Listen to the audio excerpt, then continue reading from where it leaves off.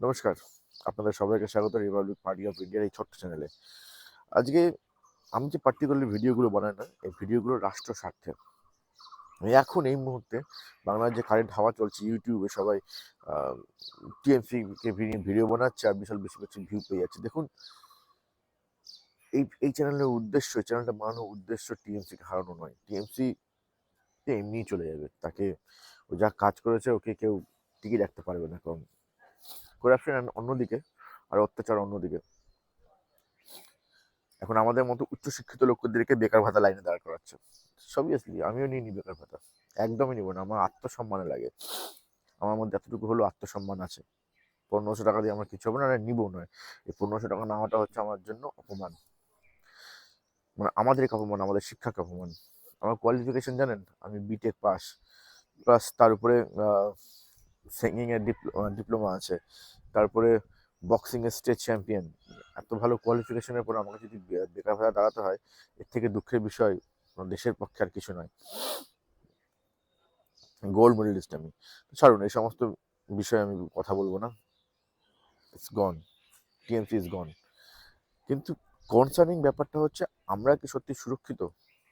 দেশ তখনই সুরক্ষিত থাকে যখন দেশের মানুষ সচেতন থাকে। কথা হচ্ছে, আমরা কি সচেতন?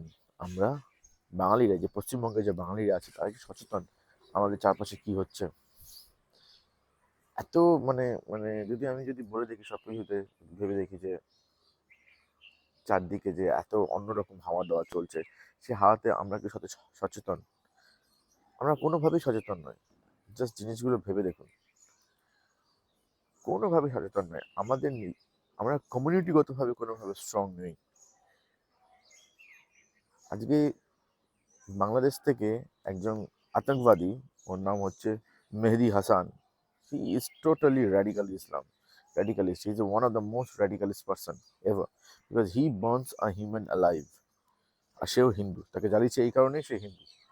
এমন না যে পুলিশের উপর ক্ষোভ বলে তাকে জ্বালিয়েছে। এসআই সন্তোষ একজন হিন্দু, তাই জন্য ওকে জ্বালানো হয়েছে, জ্বালিয়ে দেওয়া হয়েছে, মানে এরকম করে তেল ঢেলে burn that person alive till the death. সেটাও পুলিশ থানায় এসে একদম চিৎকার করে করে বলছে যে হ্যাঁ, আমি জ্বালিয়েছি, আমি জ্বালিয়েছি। এটা একটা বিশাল বড় গর্বের বিষয়। এবং তারপর সব থেকে বেশি কনসার্নিং হলো যে এই ছেলেটি বাংলাদেশে একজন হিন্দু পুলিশকে জ্বালিয়ে দিয়ে দিল্লিতে অনায়াসে চলে আসে, অনায়াসে। এবার দিল্লিতে বসে দিল্লি পুলিশকে গালি দেয়। তারপর দিল্লি পুলিশ ওকে আবার প্লেনে তুলে দেয় এবং সে বাংলাদেশে নামে, এবং বাংলাদেশে নেমে সে ফ্রিলি ঘুরে বেড়াচ্ছে, ওকে কেউ অ্যারেস্ট করে না।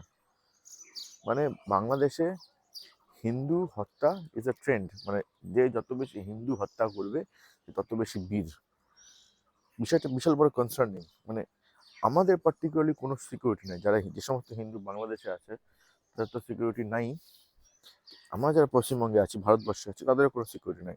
ওরা এটাই বলতে চাইছে, আমি বাংলাদেশ থেকে উড়ে আসবো, এসে তোমাকে মেরে দিয়ে চলে যাবো। ভাবুন, আজকে যদি মেহেদি হাসানের বদলে, ওই ছেলেটির বদলে যদি অন্য কোনো টেরোরিস্ট আসতো, নেমে যেত। আরও অনেক টেরোরিস্ট আছে যারা অনেক বড় বড় কিছু করেছে বাংলাদেশে, যেটা খবর হয়নি।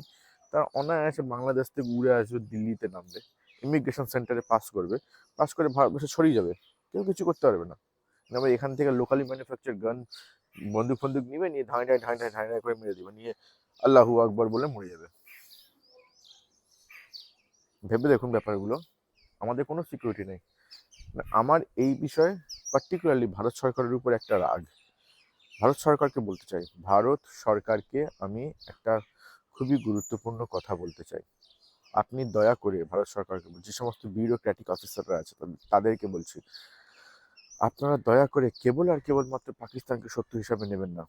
মানে পাকিস্তান থেকে যখন আসবে তাকে চেক করে দেওয়া যাবে, অথচ বাংলাদেশ থেকে যে কেউ যখন তখন ভারতে উড়ে আসবে, এটা করা যাবে না। বাংলাদেশ আমাদের প্রধান শত্রু, প্রধান প্রধান শত্রু। কারণ আপনি পাকিস্তানের বিশাল কড়া চেকিং লাগিয়েছেন, বাংলাদেশে লাগাননি। ভাবুন, যদি একটা ঢাকা থেকে দিল্লিগামী প্লেনকে বাংলাদেশিরা যদি হাইজ্যাক করে নেয়, আপনি কি করবেন? Then they crash the entire plane in India. করতেই পারে। সব থেকে মানে আমি বুঝতে পারছি না এই সমস্যাগুলোকে বাঁচিয়ে রাখার কারণটা কি। এই সমস্যাগুলোকে বাঁচিয়ে রাখার কারণটা কি? কোনো কারণ নেই। আপনি যতদিন পাকিস্তানকে বাঁচিয়ে রাখবেন ততদিন আমাদের জন্য সমস্যা। আর ধাপে ধাপে মারারও কোনো কারণ নেই। পাকিস্তানের প্লেয়াররা, ওদের ইকোনমি এত হালাত এত খারাপ যে পাকিস্তানের প্লেয়াররা ইন্টারন্যাশনাল ম্যাচ খেলতে গিয়ে হোটেলের বিল না দিতে পারায় ওদেরকে বাসন মাজতে হচ্ছে। আমি জানি পাকিস্তানি আর্মির কাছে প্রচুর প্রচুর প্রচুর পরিমাণে টাকা আছে, একটা যুদ্ধ টেনে যাওয়ার মতো টাকা আছে, বাট বিশ্বাস করুন, আপনি যতবার দয়া করেছেন পাকিস্তানের উপর ততবার ওরা বলেছে যে আমরা জিতে গেছি। ওরা এগুলো দয়া বয়া বুঝে না, নিতান্ত থার্ড ক্লাস পাবলিক।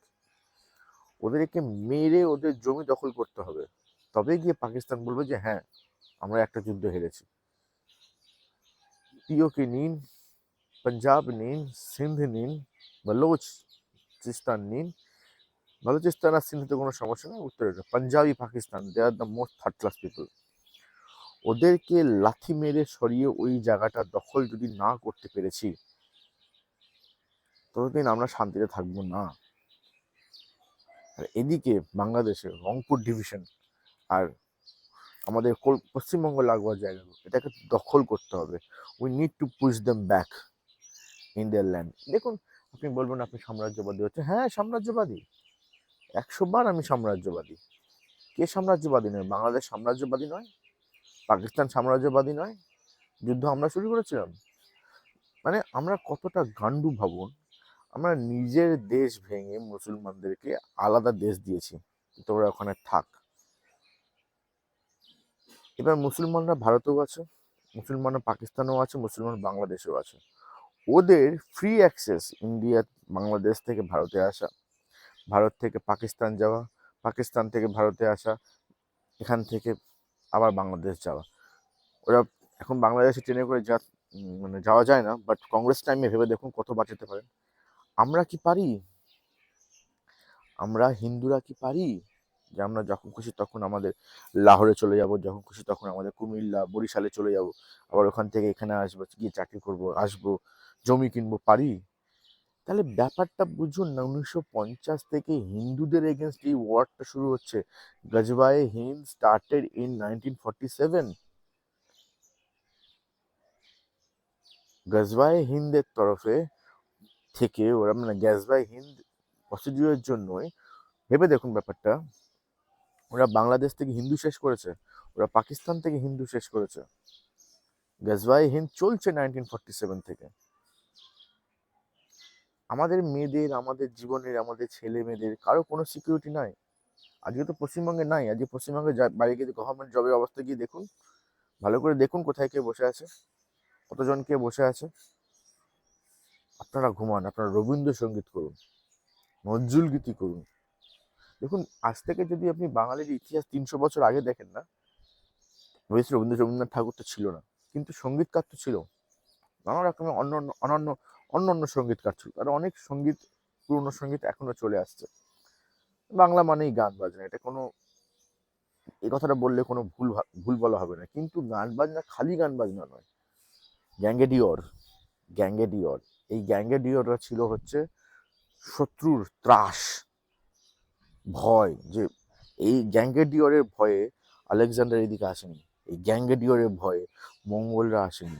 গ্যাঙ্গেডিওর কারা? গ্যাঙ্গেডিওর হচ্ছে ছোড়া গঙ্গা কিনারেওয়ালা, যারা গঙ্গার ধারে থাকে, সাংঘাতিক। আমরা আমরা গঙ্গার ধারে থাকি, আমরা ছিলাম সাংঘাতিক। আমরা জাহাজ বানাতাম, আমরা যুদ্ধ করতে যেতাম, আমরা কাদায় লড়তে পারতাম, যেটা অন্য লোকেরা পারতো না, অন্য সৈনিকরা পারতো না। কেমন করে পারতো না? আমরা মেহনত করতাম, কসরত করতাম। আমরা খালি রবীন্দ্রসঙ্গীত আর ভারতনাট্যম করতাম না। এটা একটা এজেন্ডা। এই এজেন্ডাটা বুঝুন যে বাংলায় আমরা কেবল আর কেবল মাত্র তাদেরকেই আগে করব যারা রবীন্দ্রসঙ্গীত আর যেন বলে নজরুলগীতি আর যেন বলে বিভিন্ন রকম, নাম কি, ডান্স ফর্মের উপর বেশি বেশি করে পোস্ট করা। আর যারা বীর, যারা নৌকা দিয়ে রেস করে, যারা মশাল রান করে, যারা বক্সিং খেলে, যারা রেসলিং করে, তাদেরকে আমরা কোনোভাবেই আগে যেতে দিব না। হেন্স কি হলো, ধীরে ধীরে ধীরে ধীরে ধীরে ধীরে এই বীররা এই বীররা কি করলো, নিজেদেরকে পিছিয়ে নিল, ছেড়ে দিল এই প্র্যাকটিস। আজকে ঘরে ঘরে বাচ্চাগুলোকে দেখুন, আজকের দিনে 2026-এ ঘরে ঘরে বাচ্চাগুলোকে দেখুন, ওরা খেলে না। তাদের মা বাবা বলেই, বাবা খেলতে যাস না, ভাইরাস ঢুকে যাবে। আরে আপনাদেরকে কে বোঝাবে? বাচ্চাদের শরীরে ন্যাচারাল ভাইরাসগুলো না ঢুকলে তার এগেনস্টে ইমিউনিটি তৈরি হবে না। এটা বড় হয়ে লুদ্রু হবে, খালি এরকম করে দাঁড়িয়ে থাকে, আর কিচ্ছু করে না। ওরা না ক্রিকেট খেলে, না ফুটবল খেলে, না বক্সিং খেলে, না রেসলিং খেলে। খেলবে কেন? ওদের দেখছে না তো, যারা খেলে তাদেরকে সরকার সিস্টেম থেকে বলছে এই গান্ডু, যে খেলছে সে গান্ডু। মানে একজন ওয়ারিয়র হওয়ার জন্য না কোনোভাবেই যে কোনো সেক্টরে যুদ্ধ মানে এমনটা না যে সবার প্রথমে ফিল্ডে গিয়ে যুদ্ধ করতে হবে AK-47 বা বন্দুক ট্যাঙ্ক কামান নিয়ে। যুদ্ধ ওখান থেকে শুরু হয় না, ওটা শেষ পর্যায়ে, ওটা লাস্ট পর্যায়ে। যুদ্ধ শুরু হয় হচ্ছে আপনার সংস্কৃতির উপর অ্যাটাক দিয়ে, কথা দিয়ে যুদ্ধ শুরু হয়। জিনিসটা হলো বুঝুন, কথা দিয়ে যুদ্ধ শুরু। আজকে আমি যখন ছোট ছিলাম, আমার মেসোমশাইরা এসে বলতো, দেখ আমি 10 কিলোমিটার দৌড়ে ফার্স্ট হয়ে এসেছি। সেটাকে আমরা খুব অ্যাপ্রিসিয়েট করতাম, বাবা মেসোমশাই কত বীর, 10 কিলোমিটার দৌড়ে এসছে। ছিল 20 কিলোমিটার দৌড়ে রানিংয়ে ফার্স্ট হয়ে এসছে। সেটা আমিও ভাবতাম আমিও দৌড়াবো, সেই জন্য আমিও দৌড়েছি। আমি 18 কিলোমিটার দৌড়াতাম। আমি বিশ্বাস করবেন না, যখন আমি বক্সিং প্র্যাকটিস করতাম তখন আমি যাদবপুর থেকে রাইটার্স বিল্ডিং পর্যন্ত দৌড়াতাম সপ্তাহে একবার করে। যাদবপুর থেকে রাইটার্স বিল্ডিং দৌড়ে দৌড়ে যেতাম, তারপর বাসে করে চলে আসতাম। This is what we do. আমি একা দৌড়াতাম না, আমার সঙ্গে আরো অনেক বন্ধু বান্ধব দৌড়াতো। এটা কলকাতা ছিল আমার ছোটবেলায়। এখন কি হয়েছে? এখন গোল গোল গাল, এখান দিয়ে 14 বছর হয়নি, এখান দিয়ে ঝুলে যাচ্ছে সবকিছু। পেট, বুকটা ছোট, পেটটা এরকম, আবার পাটা এরকম। এরা কারা? আমরা যখন ইয়াং ছিলাম আমাদের এখানে অ্যাপস ছিল, ফাইট করতাম। এরা কারা? এরা কি তৈরি করছি আমরা? জানি অবভিয়াসলি ইউটিউব তো আমাদের মতো ভিডিও কখনো আগে যেতেই দেয় না, কারণ আমরা বাঙালিকে এগানোর কথা বলি। ওই গর্গ চট্টোপাধ্যায়, মাথায় একটা বল, বুকে দুটো বল, পেটে আর একটা বল, আর পিছনে আবার দুটো বল, ও হচ্ছে বাঙালির শত্রু। আমরা বাঙালির বন্ধু। বাঙালিকে খালি বাঙালিকে ব্যবসা করতে বললে হবে না। আমি আমি ভাবছি আমি স্টার্ট করব, বিশ্বাস করুন আমি স্টার্ট করব। আমি যেটা স্টার্ট করব সেটা হলো, আমি খুব তাড়াতাড়ি কম্পিউটার কোর্স স্টার্ট করবো আমার ইউটিউব চ্যানেলে, যেখানে সাধারণ বাঙালিরা বাংলা ভাষায় ওদেরকে বেসিক পাইথন শেখাবো। ওয়ার্কআউটের ভিডিও আসবে, আমার টাইমিংটা ঠিকঠাক হচ্ছে না, আসবে। কিন্তু বাঙালিকে এটা বুঝতে হবে, বাঙালিকে না গ্যাঙ্গেডিয়র হয়ে উঠতে হবে আবার, বাঙালিকে আবার যোদ্ধা ওয়ারিয়র হয়ে উঠতে হবে সমস্ত ক্ষেত্রে। সকালে উঠে বক্সিং প্র্যাকটিস করতে হবে, তারপর নিজস্ব নিজস্ব AI কোম্পানি খুলে বাইরের দেশে গিয়ে নিজের ব্যবসা করতে হবে। আজকে বাঙালি কোনো রকম একটা কাপড়ের ব্র্যান্ড দেখান, একটা কাপড়ের ব্র্যান্ড, যে কাপড়ের বাংলার ব্র্যান্ড, যেটা ভিয়েতনাম, মালয়েশিয়া, লন্ডনে তৈরি হচ্ছে, একটা বাঙালি গাড়ির কোম্পানি দেখান, হ্যাঁ, একটা কম্পিউটার কোম্পানি দেখান বাঙালির। এত লোক, 8 কোটি লোক, কারোর মধ্যে সবাই সালা চাকরি করছে, সবাই সরকারি চাকরি করবে, বসেই আছে, টাকা কোথা থেকে আসবে? এটা একটা বিশাল বড় ম্যাটার। আমাদেরকে বাইরে যেতে হবে, ব্যাস। আমাদেরকে রুল করতেই হবে, আর কোনো উপায় নেই। আমাদেরকে আমাদের হারানো জমি বাংলাদেশ ফেরত নিতে হবে। ওখানে আমাদের ধর্ম প্রবর্তন করতে হবে, কারণ আমাদের ধর্ম সাইন্টিফিক। এটা পৃথিবীর সমস্ত মানুষের কর্তব্য নিজের নিজের ধর্ম প্রবর্তন করা। মুসলমানরা নিজেদের কর্তব্য করছে, ওরা নিজেদের ধর্ম প্রবর্তন করছে, তার জন্য যা কিছু সম্ভব ওরা করছে। তো ওরা থাকছে না থাক, ওদের ধর্ম যেন না থাকে।